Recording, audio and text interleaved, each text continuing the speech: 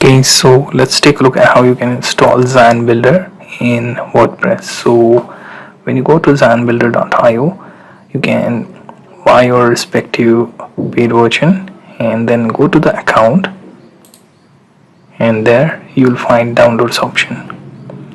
Here in my case, I have these two options to download, so 2.7.3 and 4. Okay, I have downloaded one of the zip file. Okay, now let's come back to WordPress plugins. Click on add new, upload plugin, right? Click on install now, right? Click on activate plugin,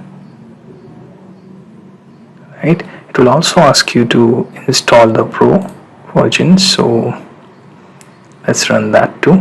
It will unpack and install the plugin, so the activation will start after we click the button.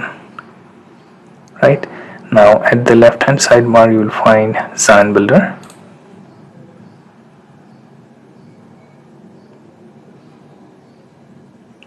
So it should take you to this particular page. Now go to Pro license key page. Here you have to paste your license key. After you paste it, you will find that it will show you a page that looks something like this. Now you can go back to theme builder to design your theme.